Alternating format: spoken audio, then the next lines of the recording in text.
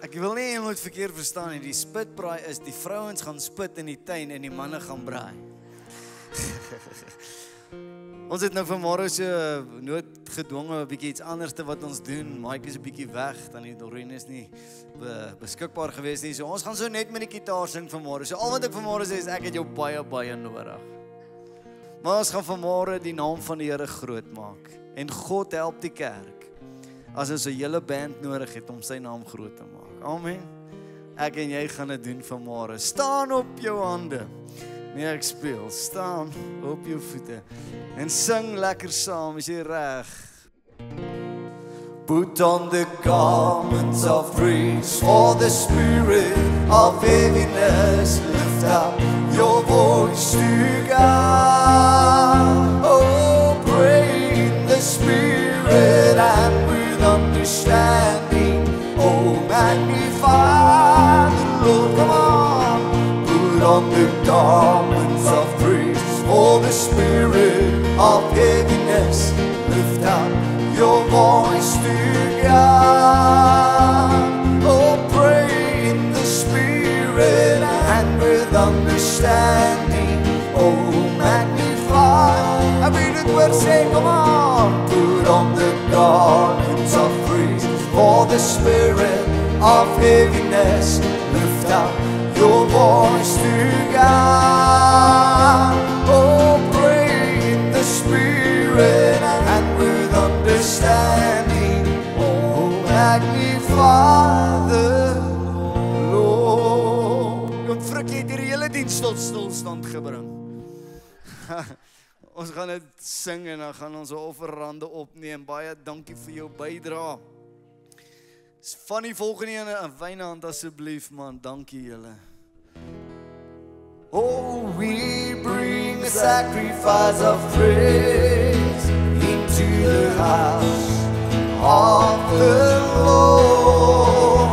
Oh, we bring a sacrifice of praise into the house of the Lord. That's what I'm saying. Oh, and we offer unto Him our sacrifices of thanksgiving. Oh, and we offer unto Him, dankie Here, our sacrifices of. Come on, jy sien drum met klap saam. Oh, we bring sacrifice of praise into the house of the Lord. Oh, we bring sacrifice of praise into the house of the Lord. And we offer unto Him, dankie Here, our sacrifices of thanksgiving, and we offer unto Him our sacrifices of praise. Julle doen dit so goed, nog een keer. Oh, we bring a sacrifice of praise, dankie Here, into this house of the Lord. Oh, we bring a sacrifice of praise into the house of the Lord. Come on, boy, on us a bietjie. And we offer unto Him our sacrifices of thanksgiving, and we offer unto Him our sacrifices of. Zullen we nog een keer zeggen, we bring a sacrifice, die gaan ons. Oh, we bring a sacrifice of praise into the house of the Lord. Oh, we bring sacrifice. Ontvang al die lof, Here, into this house of the Lord. Hallelujah. Oh, and we offer unto Him our sacrifices of thanksgiving, and we offer unto Him our sacrifices of praise. Here lof, amen. Kom ons gee hom 'n bietjie eer. Sê net 'n haleluja. Sê prys die Here. Sê hy is die koning. Jesus is die verlosser. Amen. Prys die Here, man, ons sing lekker vanmôre. He is the King. Come on. Oh, of kings. And he's the Lord. Oh, of lords. Help me. His name is Jesus. Jesus. Jesus. Jesus. Oh, he's the King. Come on. Oh, he's the King. Oh, of kings, and he's the Lord of lords. His name is Jesus, Jesus, Jesus, Jesus. Oh, he's the King. Sing it in there. Oh, and what a mighty God we serve. Oh, what a mighty God we serve. Bow before him, they worship and adore him. What a mighty God we serve. He's the King of kings. He's the King of kings. Oh yes, and he's the Lord of lords. Help me. His name is Jesus, Jesus, Jesus, Jesus. Oh, he's the King. Oh, what a mighty God, what a mighty God we serve. Oh, what a mighty God we serve. The angels bow before him, they worship and adore him. What a mighty God we serve. Come on, hallelujah. Steek jou hande so op 'n bietjie. Oh, what a mighty God we serve. Sing het uit jou hart uit. Oh, what a mighty God we serve. For the angels bow before him, they worship and adore him. What a mighty God we serve. Sê dit nog net. His name is Jesus, Jesus, Jesus, Jesus. Oh, he's the King. Nog net daai stukkie een keer weer. His name is Jesus, Jesus, Jesus, Jesus. Oh, he is the Dankie Here dat ons U kan aanbid. Halleluja. U is die koning van die konings. En dankie Here dat ons vanmôre U naam kom sing. O hier om U as God te loof is ons hier saam. O in aanbidding buig ons en prys U naam.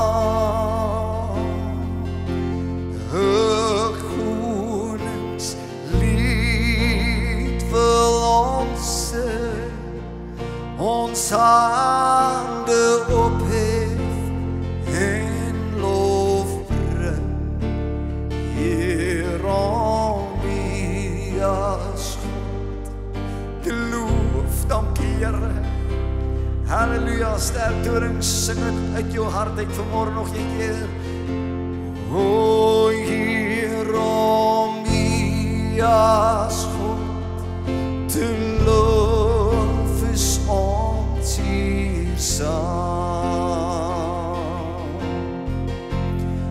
O, in aanbidding buig ons neer en prys U naam. 'n koningslied wil ons sing, ons hande ophef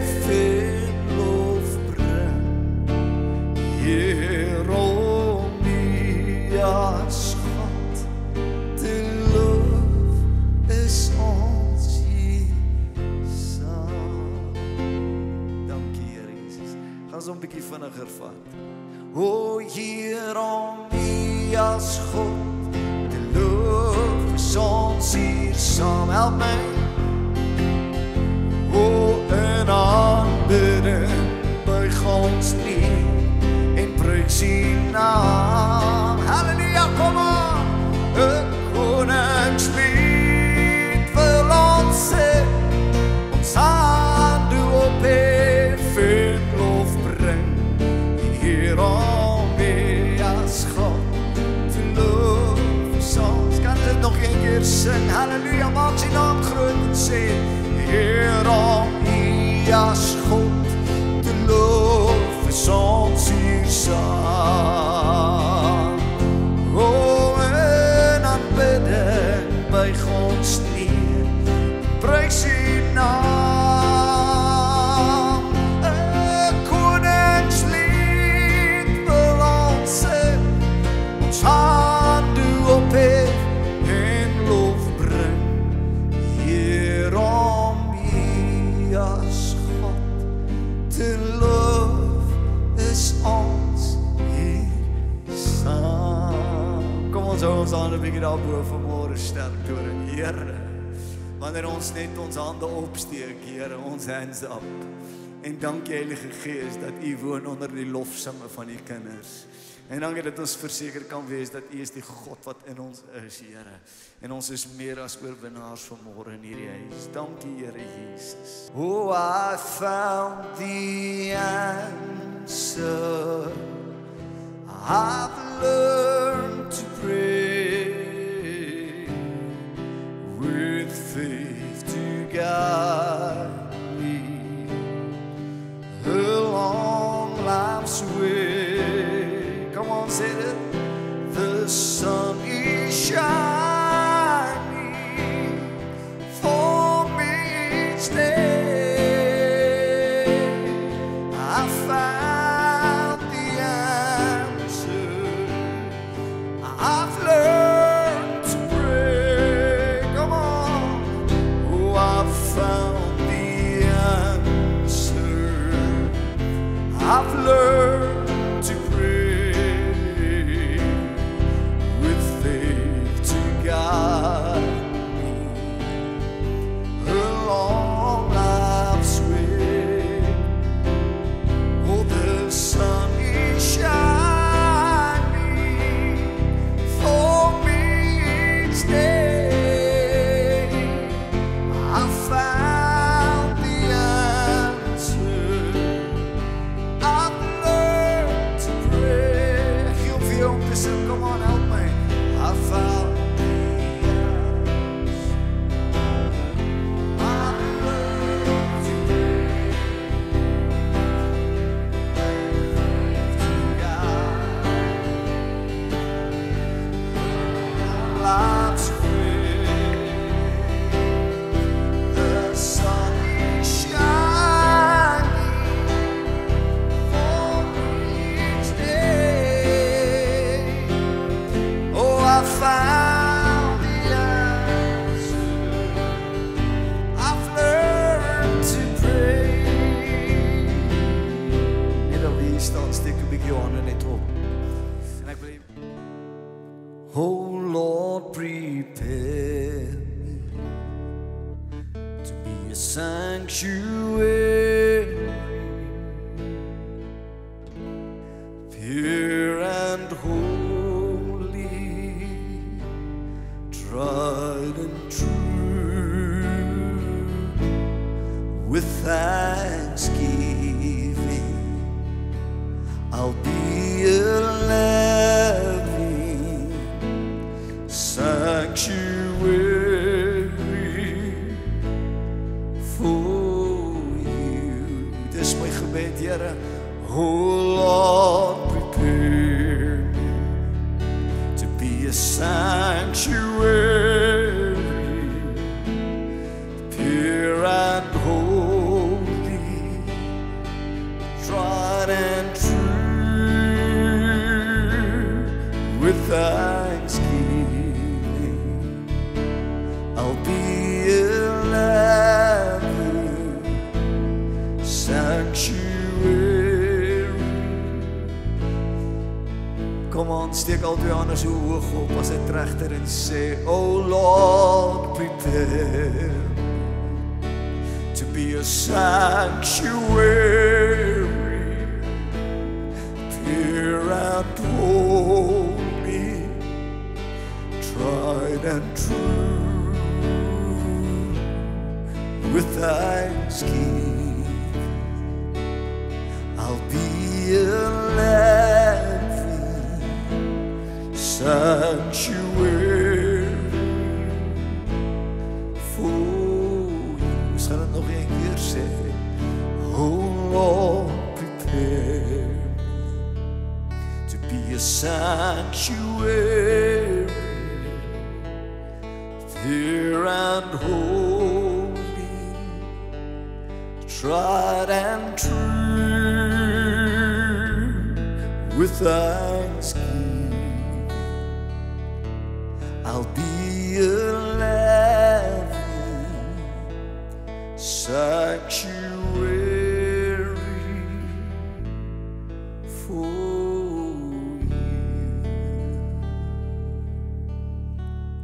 Oh, and He walks with me, and He talks with me, and He tells me I am His own, and the joy we share as we tarry there, none other has ever known. Kom ons sing die vers, sing hom saam. I come to the garden alone,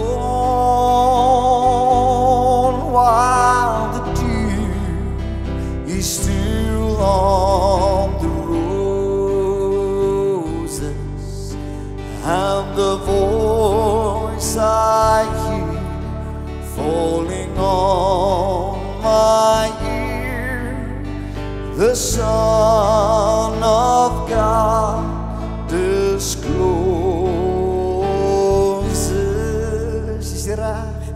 Oh, and He walks with me, and He talks with me, and He tells me I am His own, and the joy that we share as we tarry there, none other has ever known. Sterk door, ons gaan nog een keer sê, come on, help me.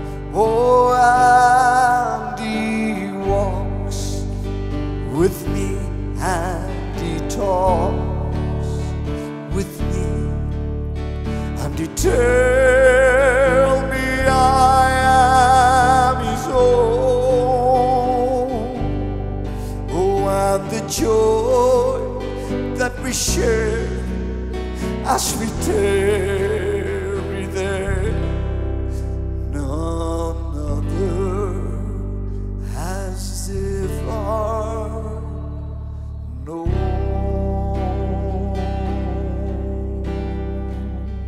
Dankie, Jesus. Oh man, voel jy dit ook? Voel jy dit ook? Amen.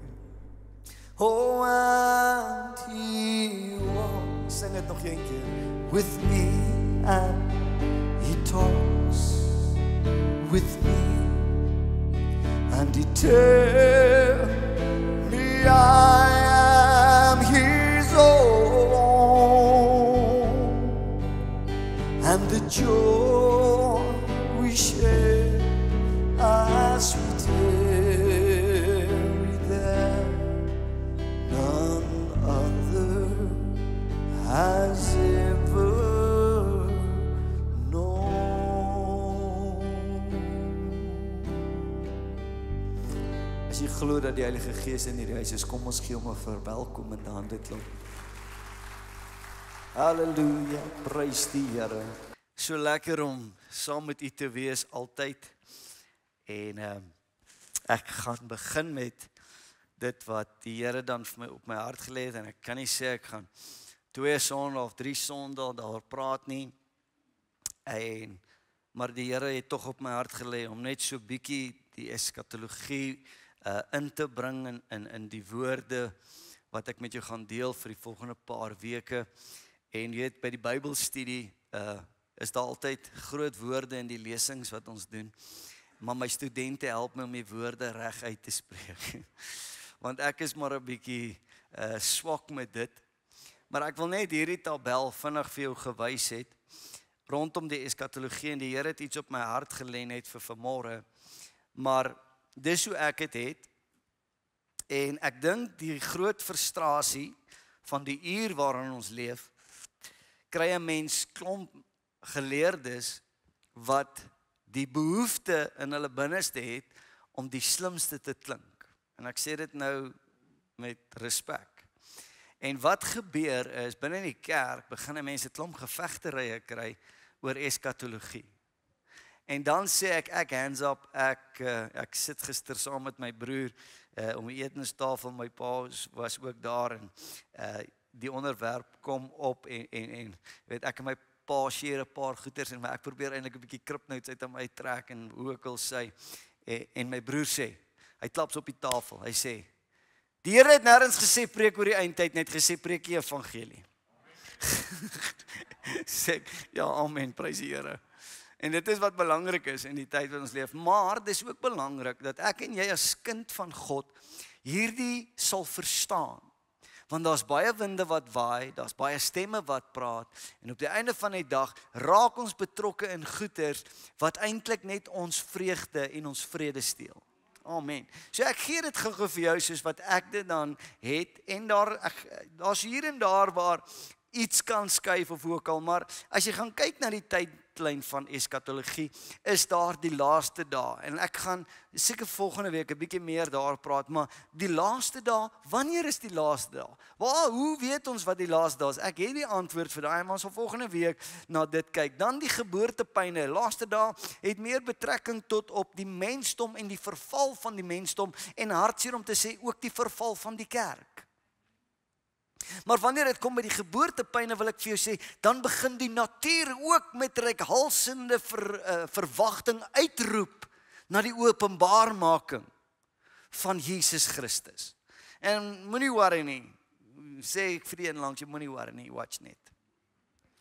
En dan die groot gebeurtenis waarvoor die kerk wag, is dan die wegraping. En die wegraping is iets wat baie aandag gekry het die afgelope tyd. En dit is nou na alles wat gebeur het, wil ek amper sê, is dit nou moeiliker as ooit om oor die wegraping te praat. Maar ek wil vanmôre sê, dat sterk toring in ons geloofsbelijdenis, en as ek God se woord verstaan, is daar 'n wegraping. En wanneer is die wegraping? Enige oomblik. Vir wie is die wegraping? En ek wil nou nie myself vooruithard nie, maar die wegraping is vir die kerk van Jesus Christus. Nou hier's net 'n opinie en dit is nie teologie nie, maar hoor net wat ek sê en ek het dit gister met my broer en my pa ook bespreek. Die wegraping is nie vir die Jode nie, maar die wegraping is vir die kerk en die kind van God. So al wat ek sê, tong in die kies, vat dit vir wat dit werd is. Hoekom wil ons Joodse kalenders gebruik vir 'n event wat vir die kerk gaan plaasvind? Ons moet baie versigtig wees wanneer by hierdie goed kom, maar enige oomblik, vandag, môre, enige oomblik, in 'n oogwink, volgens 1 Tessalonisense, sal die wegraping dan plaasvind, en ek wil nie nou lank deur dit alles gaan nie, maar na die wegraping sal dan die openbaring van die anti-kris wees. Hy sal homself openbaar as 'n hotshot. Toe ons Vrydag aand daar met my pa 'n bietjie gaan sing het, ek en my broer, toe stap ek daar in die bidkamer in en daar's 'n ding wat daar geverf het en ek weet nie wie van u het hom al gesien nie. Dit was pastoor Peacock se uitbeelding en dit is die smal weg en die breë weg. Ek weet nie, het julle dit al gesien? Dan is dit so 'n prentjie en die ding het my gefassineer as 'n kind. En ek weet pastoor Peacock het daai tyd gepraat en toe, na pastoor Peacock toe sit ou pastoor Monty Elof wat daaroor gepraat het. En die groot vraag op almal se lippe was altyd: wie gaan die anti-kris wees? Vir baie jare sou dit die Pope gewees het, as jy dit nou gevolg het. En nou sê hulle nee, dis die en is daai en wie wat sê ek? Ek kan nie worry nie. Ek kan nie worry nie. Hoekom nie? Want ek beplan nie om hier te wees nie. Amen. En dan sê die woord van die Here, dit is die Gees van God wat hierdie anti-kristie hou. Waar woon die Heilige Gees? In my en jou.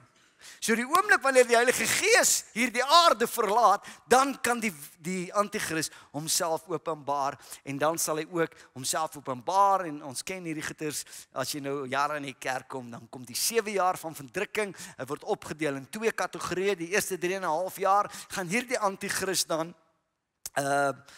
vrede bring met Israel en 'n verbond met hulle sluit. Nou ek sal hierdie uitsny, maar het jy al gehoor of gesien? Ou Trump is besig met vrede treaties. Thys my nie saam met preekie. Maar ek wil vir jou sê, ek weet hulle sê die anti-kris gaan 'n nice guy wees, maar ek sê nie dit nie, ek moenie worry nie. Hulle sê jy kan dink wat jy wil. Jy mag nie sê wat jy wil nie. Een nou dit een keer, of een vrou het dit vir die vrou, of die man sê vir die vrou, jy kan dink wat jy wil, maar jy kan nie sê wat jy wil nie. Toe sê sy, okay, maar ek dink jy's stupid. Dan kom die 7 jaar verdrukking en die 7 jaar verdrukking, terwyl die 7 jaar verdrukking dan op aarde is, gaan daar 'n bruilof in die hemel wees, want die kerk wat weggeruk is, gaan ek en jy in die bruilof van die lam sit, en dan gaan ons 'n fees hê in die hemel, en na hierdie 7 jaar, gaan die Armageddon dan plaasvind, en ons weet, dis wanneer al die volke teen Israel gaan optrek. En as jy nou al in Israel was, en ons was al daar, as jy by, wat is daai berg waarop Elia was? Ek het hom gehad, Karmel, as jy Karmel opgaan, en jy gaan kyk daar waar Karmel met die Baal-profete afgereken het, as jy bo op Karmel staan, en jy kyk so, dan sien jy die vallei van Armageddon, en dis daar waar al die lande bymekaar gaan kom, om Israel dan uit te wis. So is Israel belangrik in eindtyd gebeure? 1000% is hulle in die kol, want hulle is God se uitverkorene volk. En dan wanneer hulle, die Bybel sê eintlik, wanneer hulle na die berge toe vlug en hulpeloos skree, dan kom Jesus dan volgens my 7de punt. Dan sit Jesus sy voet neer op die Olyfberg en dan gaan hy met die vyande van Israel afreken, en dan daarna is daar 1000 jaar se vrederyk waar Jesus dan hier op aarde gaan regeer. En as jy die woord so 'n bietjie verstaan, dan gaan jy agterkom, ek en jy gaan nie, as ons hemel toe gaan, daar onder 'n boom lê en niks doen nie. Volgens my pa is daar 'n boom in die hemel wat skaapchoppies op het.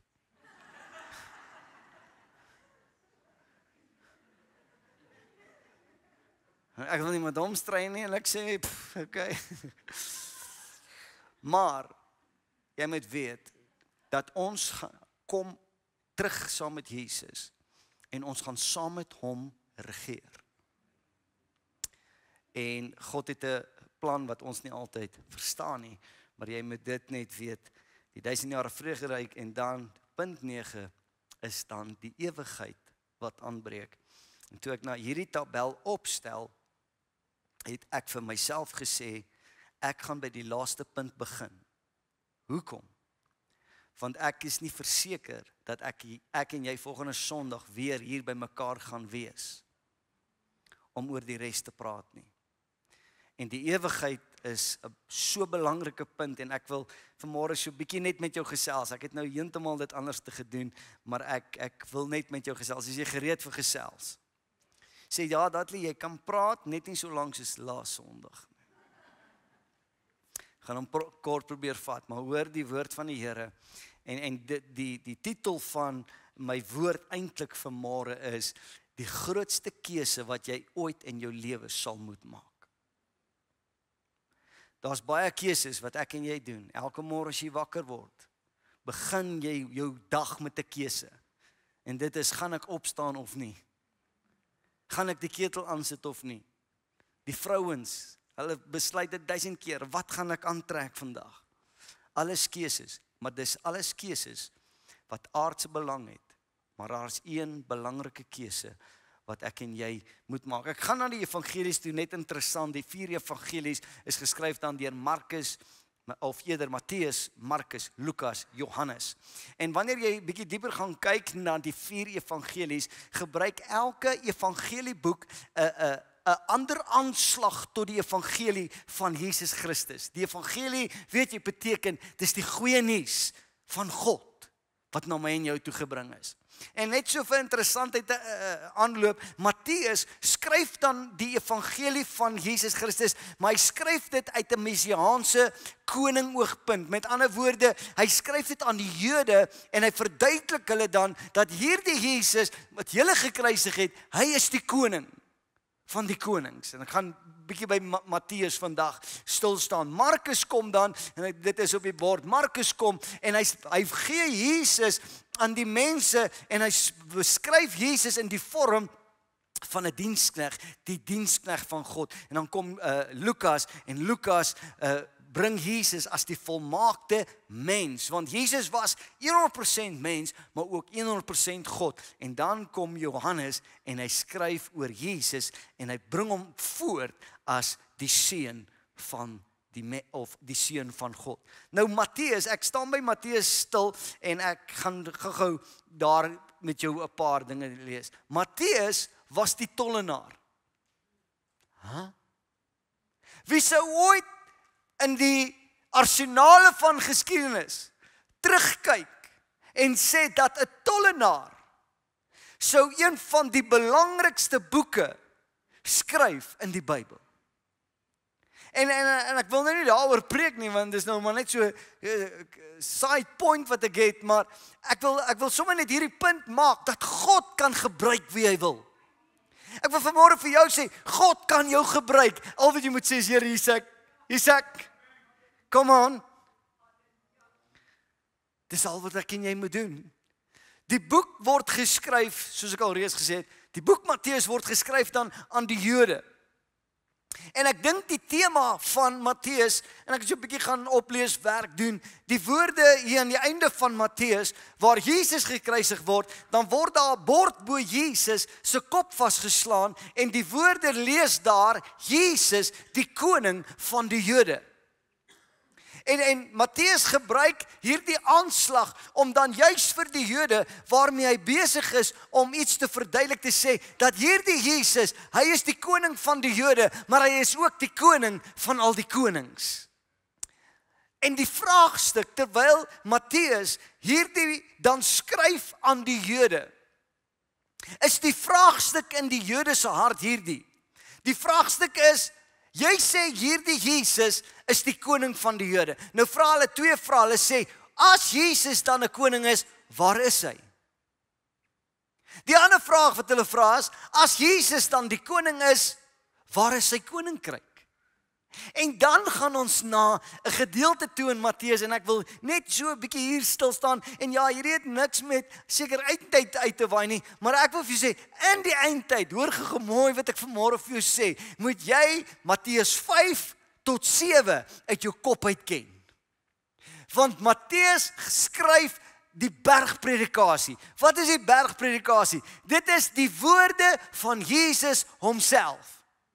Dis die plek in die Bybel, as jy nou van die Bybel sê, is dit die plek waar die meeste rooi letters staan na mekaar. Wat is die rooi letters in die Bybel of van die Bybels? Dis waar Jesus self gepraat het. En in Matteus hoofstuk 5, 6 en 7 is alles in rooi geskryf, en dit is die woorde van Jesus. Nou sê dit, wat het dit met die eindtyd uit te waai? Kom ek sê vir jou, waarmee dit uit te waai het, hierdie hoofstukke, is wat beteken dit om regtig 'n Christen te wees? En waarop moet ek en jy in hierdie eindtyd gefokus wees? Ons moet fokus hoe om 'n ware Christen te wees. En julle moet nou saam met my preek. Raak ek diep? Is ek te vlak? Waar moet ek gaan? Matteus 5 tot 7.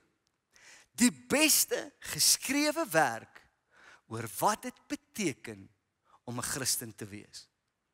Matteus is die enigste evangelieboek dan wat die hele bergpredikasie aaneengee en net in Lukas kry jy verkorte weergawe daarvan en is ook versprei en nie in een kolom nie. Nou ek gaan vanmôre net so 'n paar van die onderwerpe wat Jesus, my en jou koning en verlosser, deurgegee het met jou deel. Is jy reg daarvoor? Kom aan. Is jy reg daarvoor? Ons moet om die Bybel sit, man. Die eerste onderwerp begin in Matteus 5. En hulle noem dit die bergpredikasie. Net vir interessantheid. Dit is die wat saam met ons daar was. Daar by die see van Galilea is daar so mooi grasperk wat so oploop en ek het dit al genoem. En teen hierdie grasperk het die mense dan gesit en dan het Jesus partykeer so bietjie ingeroei met sy bootjie en dan het hy uit die bootjie uit met die mense gepraat en dis hierdie goeters wat gesê is. Net gou hierdie interessante ding. Dit is nou nie my notas nie, maar ek wil dit gou met jou deel. Dat Jesus, as jy Matteus 5 dan begin lees, dan kom jy agter dat Jesus praat eintlik met sy disippels. Hy praat nie direk met die skare nie. Maar terwyl Jesus met die disippels praat, het die skare van self nader gekom. Die eerste onderwerp wat dan Jesus oor praat, in die eerste paragraaf is die saligsprekinge. En ek het net so hier en daar 'n versie gaan uithaal en jy gaan dit nou vanmôre lees, dis hoekom ek nie Bybels oorblaai nie. Hy sê salig is die wat rein is van hart, want hulle sal God sien. En jy gaan saam met my stem vanmôre en ek wil nie preek oor hierdie versie, ek wil dit net sommer vir jou deurgee. Dit is 'n groot uitdaging in ons uur om ons harte skoon te hou. Maar daar's soveel goeters wat ek en jy in hierdie lewe kan ervaar wat ons hart so maklik kan swart maak.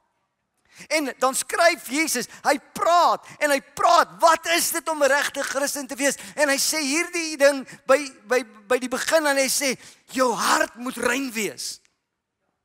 En ek gaan dit eenvoudig hou vanmôre. Is jy 'n Christen? Hoe skoon is jou hart?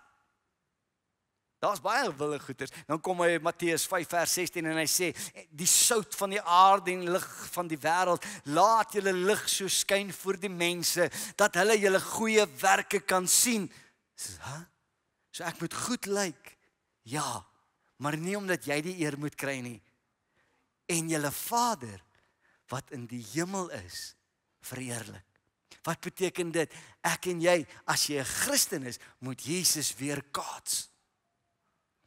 Gaan vinniger probeer gaan en ek gaan van die goeters oorslaan. Onderwerp in die volgende kolom was dan die vervulling van die profete en van die wette. En dan gee Jesus daar 'n paar versies.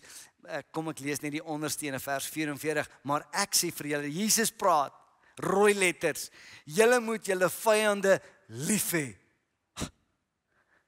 Is jy 'n Christen? Jesus praat oor wat dit beteken om 'n Christen te wees. Jy moet jou vyande lief hê. Seën die wat jou vervloek. Doen goed aan die wat jou haat. Regtig, Here? Kyk, ons het nou al hierdie ding so 'n bietjie afgewater en ek steek my hand op. Here, help my. Ek sê baie vir die mense. Die Bybel sê jy moet vir die mense lief wees. Maar Jesus het nêrens gesê jy moet van hulle hou nie. En so dilute ons die ding. Maar weet jy wat? As ons 'n Christen is, moet jy kan lief hê die wat jou haat. Sodat julle kinders kan word van julle Vader wat in die hemel is. Jy kan hierdie versies gaan neerskryf en dan kan jy jouself gaan vra, is ek regtig 'n Christen? Ek weet, ek praat so 'n bietjie aan. Dan kom Jesus verder en hy praat oor liefdadigheid en gebed en vas. Pas op dat jy nie liefdadigheid voor die mense bewys om deur hulle gesien te word nie, Christen. Anders het jy geen loon by die Vader wat in die hemel is nie. Ag mense, is jy 'n Christen? Hoor wat sê Jesus. Kom die woord verder en hy praat van die skatte in die hemel, die gesonde oog en ek moet hierdie gou met jou deel, die twee Here en die kwelling van die lewe. Ek lees vir jou Matteus 6 vers 1, want waar jou skat is, daar sal jou hart ook wees. Sê amen. Daar waar jou skat is, dan kom hy verder in die evangelies, en hy skryf hierdie woorde, maar as jou oog verkeerd is, sal jou hele liggaam donker wees.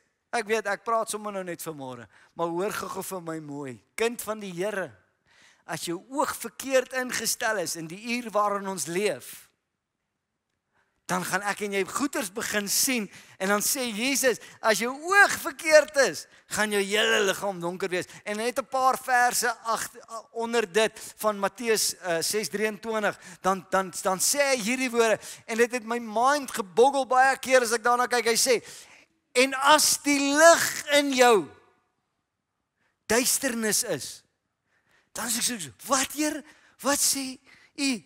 Pas op dat die lig wat in jou is nie duisternis is nie. En daar is soveel mense. Nee, kom ek verander my bewoording. Daar is soveel Christene wat se oog verkeerd is. En hulle verstaan nie hoekom hulle lewe donker is nie. Probeer vinniger deurgaan. Volgende slide, die kwellings van die lewe. Daarom moet julle nie kwel en sê, wat sal ons eet, of wat sal ons drink, of wat sal ons aantrek nie, want na al hierdie dinge soek die heidene. Want julle hemelse Vader weet dat julle hierdie dinge nodig het. Gaan teruggaan na die vorige vers. As jou oog verkeerd is, as jou oog net ingestel is op dit wat ek wil hê, dit wat ek wil doen.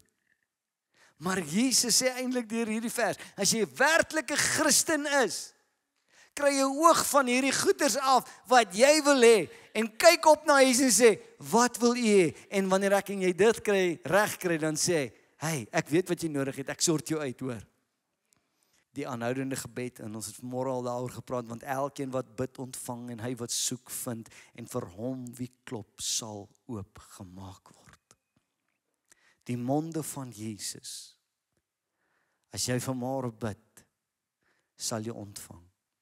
En ek het al oor gebed 'n bietjie gepraat, en ek gaan dit vanmôre net doen met liefde en respek.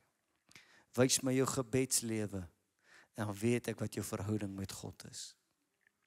Hoeveel uur spandeer ons werklik in gebed? Hardloop jy deur Matteus 5, 6 en 7. En dan verduidelik Jesus aan sy disippels wat dit beteken om 'n Christen te wees. Nou ek herhaal hierdie goeters baie in my lewe, maar ek sê dit vanmôre weer vir jou. Nie elkeen wat die name tag Christen dra is werklik 'n kind van God nie. En ek daag jou uit vanmôre, gaan lees Matteus 5, 6 en 7 en jy sal vinnig agterkom of jy regtig 'n kind van God is of nie. En dan het ek gepraat oor die konflik en ek en jy moet voortdurend veg om beter te doen vir die Here. Maar dan kom Jesus in Matteus 7 vers 12 en nou het ek myself gekoek. Ekskuus. En dan kom hy by hierdie belangrike vraag wat ek vanmôre met jou wil praat oor. En Jesus sê, na alles wat ek gesê het, dit is wat ek sien as wat 'n Christen moet wees. Dan kom Jesus in Matteus 7 vers 12 en hy sê hierdie woorde en dit is die groot keuse wat elkeen moet maak. Hy sê, gaan in deur die nou poort. Want breed is die poort en wyd is die pad wat na die verderf lei en daar is baie wat daardeur ingaan. Die twee woordjies wat ek onderstreep het, dis 'n wye pad. Met ander woorde, daar's spasie vir soveel dinge op hierdie pad. Die tweede woordjie wat my bekommerd maak is die woordjie baie. Daar's baie wat op hierdie pad is. En dan kom hy in die 14de vers, want die poort is nou, met ander woorde, dis 'n smal paadjie en die pad is smal wat na die lewe lei en daar is min wat dit vind. Kom ek sê dit gou nou vandag vir jou. Dit is kardinaal belangrik. En hoekom begin ek by hierdie titel uit die eskatologiese punte wat ek neergesit het? Wil ek met jou praat oor die ewigheid. Jy en ek loop op 'n pad en daai pad is op pad iewers heen. Daar's 'n destinasie van ewigheid met die pad wat jy kies om te loop. En laat ek sommer vanmôre net 'n bietjie ernstig met jou praat. Ons kyk na die Christendom, ons kyk na Suid-Afrikaanse kultuur, na die boerekultuur. En ek wil nie rof raak nie. Ons is boere, ja, ons is Christelike mense. O, God help ons. O, Here, help my, ek kry opstand in my hart. God help ons. Die boerevolkie, ons is Christene, maar dan kyk ons op, kyk net, boer soek 'n vrou, maar nou soek die man al 'n man. Maar ons noem onsself 'n Christelike volkie, en ek wil vanmôre sommer mooi met jou praat en sê, as jy nog boer soek 'n vrou kyk, met daardie gemors op, moet jy jouself bekeer. Want dit is nie God se wil vir die Christen leefstyl nie. En jy loop op 'n pad. O, dis 'n lekker pad. Daar's plek vir alles op hierdie pad. Dis 'n breë pad. En iewers het ons so 'n formule van 'n flou Christenskap hier aan ons sy, maar ons maak soos ons wil. Ons praat soos ons wil. Ons doen soos ons wil. En so baie Christene, geskuis. Hier, God help my.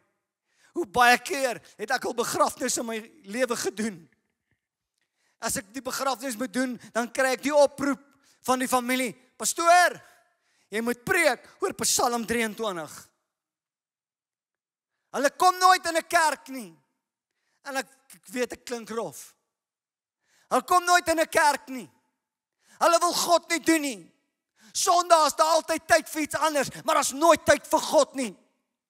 Maar dan wil jy vir my kom sê wat ek op hierdie begrafnis moet preek. En my uitgangspunt altyd met 'n begrafnis is, en as kies ek raak rof, is vir die persoon wat in die kus lê met die grootste respek. Vir hom kan ek niks meer doen nie. Maar vir jy wat hierdie begrafnis bygewoon het, wil God 'n kans gee om jouself tot God te bekeer. Want ons almal loop op hierdie breë weg, maar wanneer die kus ingestoot word, dan moet die arme pastoor, die ou wat hy nooit in die kerk gesien het, probeer in die hemel sit. Ekskuus, ek skrof vanmôre. Ek wou nie. Maar almal loop op die breë plek, op weg. Daar's plek vir alles op in my lewe. Ag, ons moet nou nie so met die homoseksuele aangaan nie. Hulle is ook mense. Ag, en hulle is ook dierbaar. O, mag ek. Toe ek my vrou net ontmoet het, toe was sy mos nou dik in die haarbedryf. En die haarbedryf is vol van hierdie. Here. En sy kom kuier vir my. En sy kry 'n oproep. Hallo. En sy sluit haar oproep af met hierdie woorde. Okay, love you. Dis die eerste keer wat sy kom kuier het, maar ek voel die bloed borrel om my ore. Wie is daai gewees? Wie was daai? Moes die regstelling gemaak nie, my liefie. Hy dink hy's 'n vrou, maar hy is 'n man.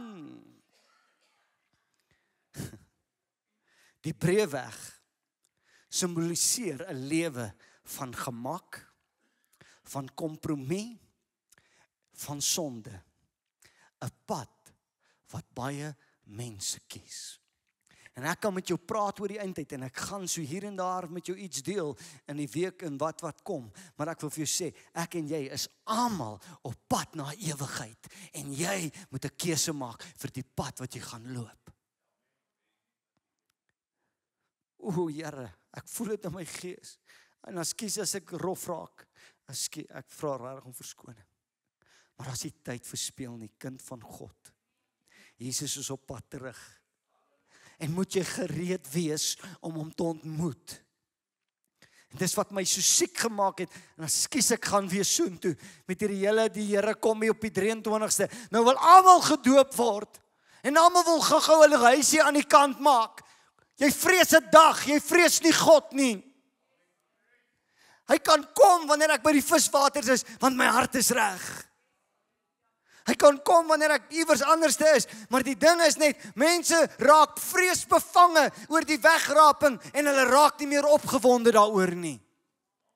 Maar ek kan sê, soon and very soon, we are going to see our King. Amen. Kom, ek gaan vir jou hierna die woorde wat Paulus aan die Korintiërs skryf.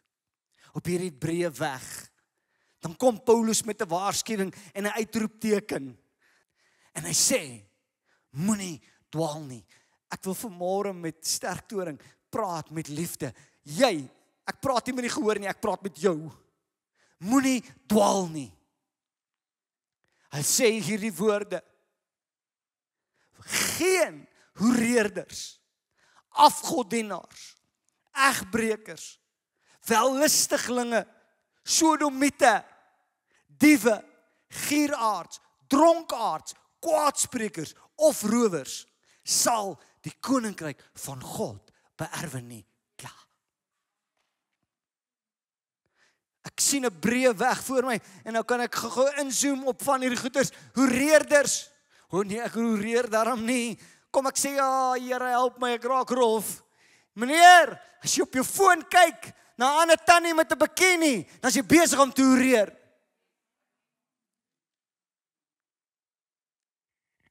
Kom by die volgende ene. Afgodsdienaars. Ek gaan kyk na die Griekse betekenis van die woord in daardie konteks van daardie vers. Hy sê, die gebruik van die konteks is, verwys na mense wat hulle toewy aan die aanbidding van iets anderste as die ware God. Dit kan fisiese afgodsbeelde wees, maar ook simbole van mag, plesier en geld.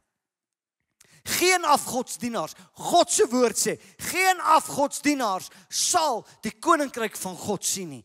Die wellustigheid, egbrekers. En ek wil nie my goeters die mekaar krap nie, maar ek wil vir jou sê, as jy geskei is, sê God, ek is jammer. Kry berou oor dit, want dit is 'n sonde. Maar die belangriker ding is, wat mense nie oplet nie, is hulle loop met onvergewensgesindheid in hulle hart teenoor daai mens. En God weet ek het daai pad gestap. God weet ek het daai pad gestap. En ek dank hom, deur sy Heilige Gees, het ek die oorwinning gekry. Egbrekers, wellustiglinge. Wat beteken wellustiglinge? Beteken mense wat nie, wat sê hulle nou? My ouma het altyd gesê, jou oë is groter as jou maag. Wellustiglinge is mense wat nie kan weet wanneer om op te hou nie. Mense wat net lustig gryp. As ek dit wil hê, dan wil ek dit hê. En kyk, kom ek los dit net na. Maar ek en jy as kind van God moet vergenoegd kan wees. Dis wat dit beteken om 'n Christen te wees. Om vergenoegd te wees. Ek kyk nie oor die draad na my buurman sê, hy het nuwe Max op sy bakkie, ek beter 'n plan maak nie. My bakkie, my wiele, ek worry nie wat jy op jou het nie. My Vader in die hemel weet wat ek nodig het. Skus. En dan kom hy by hierdie woord, sodomiete. En ek weet, ek krap mense om. Maar homoseksualiteit sal die koninkryk van God nie ingaan nie. En ek praat met die kamera, God bewaar elke dominee en pastoor wat dit goed praat. Want wat is dit anderste as die mens wat sy vuisbolk in God se gesig en sê, jy het my gemaak en jy het 'n fout gemaak.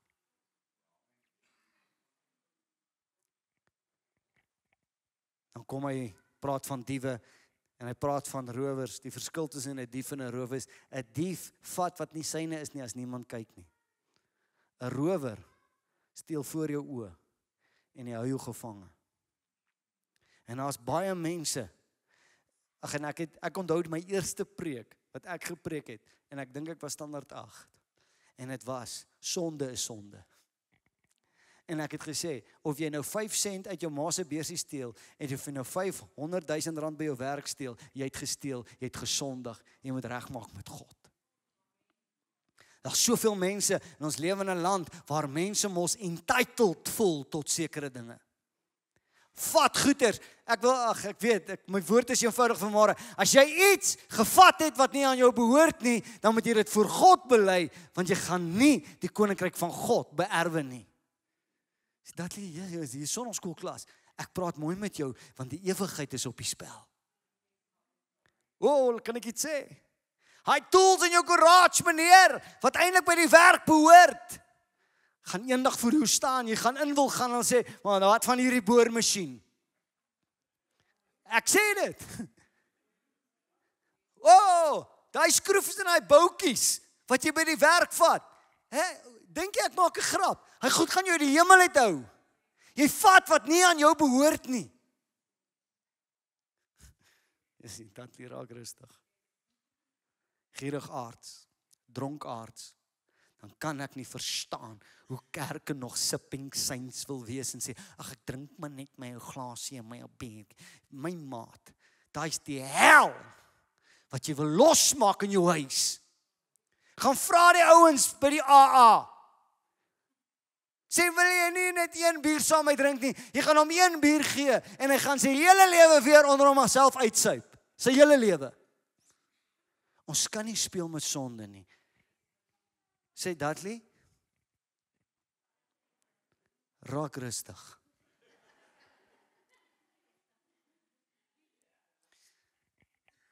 En ek praat oor hierdie goeters ernstig, want ek wil vanmôre vir jou sê, ek en jy moet 'n keuse maak in hierdie uur. Die einde kom. Die wegraping gaan plaasvind. God gaan met hierdie wêreld afreken. En ons almal loop gespit en gespolish. Ek is 'n Christen, maar jy's op die breë weg, want jy kompromieer met soveel dinge in jou lewe. All included, except one. Op hierdie pad, die breë pad, is daar plek vir alles, behalwe een. Sy naam is Jesus Christus. Die waarheid van hierdie saak is, en ek probeer klaar maak, die waarheid van hierdie paai wat ons kies. En lief, jy kan vir my ietsie speel om Sam, sal jy dit vir my ietsie speel om Sam, dankie.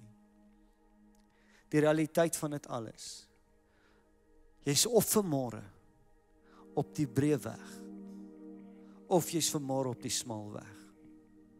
Hoekom gaan jy so aan, Dudley? Kom ek sê jou, hoekom gaan ek aan? Want dit is nie God se begeerte dat een verlore moet gaan nie. Die wegraping, as jy nou die kalkulasies maak, moet die wegraping plaasvind. Maar dan is daar 'n vers wat 'n spanner in die works gooi en hy sê, God vertraag nie die belofte soos sommige dit vertraag ag nie. Maar God is lankmoedig, omdat hy wil hê dat almal tot inkeer moet kom. Hoekom? Preek ek vanmôre hierdie preek? Ek wil nie hê dat jy eendag by daardie plek kom en op die breë pad ewe skielik is dit nie meer 'n breë weg nie, maar daardie breë weg stop by 'n afgrond en jy val vir ewig in die poel van vuur en jy eindig vir ewig in die hel. Hoor my, ek praat mooi vanmôre, mag God my help om hierdie heel preekie deur te kry. Daar's 'n ewigheid wat wag en dis een van 2 plekke, of dit is die ewige hel of dit is die ewige hemel. Sal God dan die mense in die hel gooi? Nee. Maar jy kies vanmôre jou pad. Loop ek die breë pad of loop ek die smal pad? Raak ek ontslaaf van sonde in my lewe? Soos laasweek se preek, hef ek sy naam op. Vertel ek mense van Jesus? Nee, ek is op die breë pad. En daar's nou 'n paar goedjies wat ek kan sê. En ek het laasweek vir jou gesê, dis vir my baie belangrike plek hierdie, en God se woord sê, dat ons ouens wat hier staan en met julle praat, sal 'n dubbel oordeel kry. Dan wil ek sê, ekskuus as ek jou 'n bietjie rof gepraat het vandag, maar ek gaan eendag voor God staan en sê, Here, ek het my beste gegee om die mense te waarsku. En ek wil jy moet weet vanmôre, hier is 'n woord van liefde. Kry klaar met sonde. Kry klaar met jou hoereer. Kry klaar met die afgodery. Kry klaar met die sodomie. Kry klaar met hierdie goeters wat ons so maklik aan vasgryp. Jy dink jy loop die smal pad, want Jesus is iewers in die mix, maar eintlik is jy op die breë weg. En soos ek sê, hierdie breë weg, ewe skielik, as die lekker klaar is en die laaste asem uitgaan, dan kom jy agter, maar hierdie breë pad gaan nie meer vorentoe nie, maar hy gaan reguit af na die ewige hel toe. Wat sê Jesus oor die hel? Net vinnig. Hy praat van die hel en hy sê, die ongeregtigheid doen, elkeen wat die ongeregtigheid doen, en sal hulle in die vuuroond gooi. En daar sal 'n geween en 'n geknars van tande wees. Pastoor, vertel ons gaan ryk word. Pastoor, vertel ons is gebless. Ek kan al goed vir jou sê, en dis Bybels, maar ek wil vanmôre eers vir jou sê, daar's 'n ewigheid. En of jy daarvan hou of nie, die hel is 'n werklikheid. Die groot ding van die hel, en ek's amper klaar, maar nie bekommerd wees nie. Grootste ding van die hel vir my, is om vir ewig verwyder te wees van God en sy liefde. Want jy weet, jy sit vanmôre hier, jou lewe is nie reg, miskien nie. Miskien jy wat op die kamera kyk. Jou lewe is nie reg nie. Maar in hierdie uur is die Gees van God nog voor jou deur en hy klop. Maar die dag wanneer die ewigheid aanbreek en die hel daar is, gaan daar nie meer 'n Gees van God wees wat aan jou hart kan klop nie. Die hartseer van hierdie hel is dat daar is geen tweede kanse in die hel nie. Ek weet hierdie preek gaan nie famous wees nie. Maar daar's nie tweede kanse nie. Hoor my, meneer, mevrou, jong mens, hoor my. Ek hoor 'n getuienis van 'n ou wat reken hy in die hel was, wat hy gaan kyk het. En hy sien 'n ou wat saam met hom in die kerk of 'n Christen was. En hierdie man loop in die hel en al wat hy doen is, hy tel die ou op in die hel en kyk na sy gesig, gaan gooi hom neer. Daar hardloop hy na die volgende en tel hom aan sy hare op en kyk wie dit is. En dan vra hierdie ou vir hom, wie soek jy hier in hierdie hel? En hierdie ou antwoord, ek soek die pastoor wat vir my gelieg het. En gesê het my lewe is oukei, terwyl hy geweet het my lewe is nie oukei nie. En ek wil vanmôre vir jou sê, daar's 'n breë weg. Daar's baie op hom. Daar's baie goed wat oukei is. Maar hy eindig in die hel. En die waarheid is, daar is geen tweede kanse wanneer ek en jy daardie destinasie gebruik nie. Ek wou nou nog 'n gedeelte gebruik het in Matteus 19. Maar kom ek verduidelik jou dit sommer net in my eie woorde. Matteus 19 kom en die ryk jong man kom na Jesus toe. En jy ken die storie. Here, wat moet ek doen om die ewigheid te vererwe? En Jesus toets hom so bietjie en hy gee hom die gebooie en alles. En hy sê, ja Here, maar ek doen dit. Mooi Christene. Mooi Christene. Doen alles reg. Maar dan sê Jesus vir hom hierdie woorde, die verhaal is in Matteus, maar ook in Markus. En ek hou van wat Markus sê. Jesus sê vir hierdie jong man, hy sê, een ding kom jy kort. Een ding kom jy kort. Raak ontslaaf van alles. Gee dit vir die armes en volg my. En weet jy wat is net die metafories daarvan, is dat as ek en jy vanmôre van die breë weg wil afgaan, en ons wil vanmôre by die smal weg staan, en dis 'n klein paadjie, en ek wil vanmôre vir jou sê, dis soms 'n alleen paadjie, dis op 'n pad, jong mens, waar die vriende na jou kyk en vir jou lag en jou spot, maar ek wil vanmôre vir jou sê, as jy by daai deur kom, het daai deur 'n naam, sy naam is Jesus Christus. En dan kom Jesus en hy maak hierdie vergelyking in Matteus 19 en hy sê, wat moet gebeur is, dit is soos, hy sê, hy maak die vergelyking, dit is makliker om deur die oog van 'n naald te gaan, as vir 'n ryk man om in die koninkryk van God in te gaan. Hy praat nie van 'n ryk man wat finansiëel goed is nie. Hy praat van mense wat op die breë pad is. Ek het so baie goed is, ek wonder of ek eintlik Jesus nodig het. Ek is ryk in resources. Ek is ryk in kennis. Maar dan gebruik Jesus hierdie vergelyking en hy sê, en die vergelyking werk eintlik so. Daardie tyd en as jy by Jerusalem kom, dan wys hulle jou die klein poortjie. Jy sien, die stad het groot poorte, maar dan is daar so 'n klein poortjie. En as reisigers met hulle kamele in die aand gekom het waar die groot staddeure klaar of hekke klaar toe was, dan moes daardie persoon deur die oog van die naald in die stad ingaan. Wat beteken dit? Dat hierdie ou moes sy kameel met alles wat hy het afpak. Daar is nie iets wat jou kan deurvat in hierdie smal paadjie behalwe Jesus Christus nie. En ek wil vanmôre by jou pleit en ek myself beloof gisteraand ek gaan mooi praat. Maar ek pleit by jou dat jy jou kameel afpak. Los al jou godsdienstigheid. Los al jou redenasies. Los jou eie wysigheid. En staan voor hierdie smal paadjie en sê, Jesus is die enigste ene. Weet jy wat ook mooi is? Hierdie persoon sou sy kameel moet forceer om op sy knie te gaan en om dan deur daardie klein poortjie druk.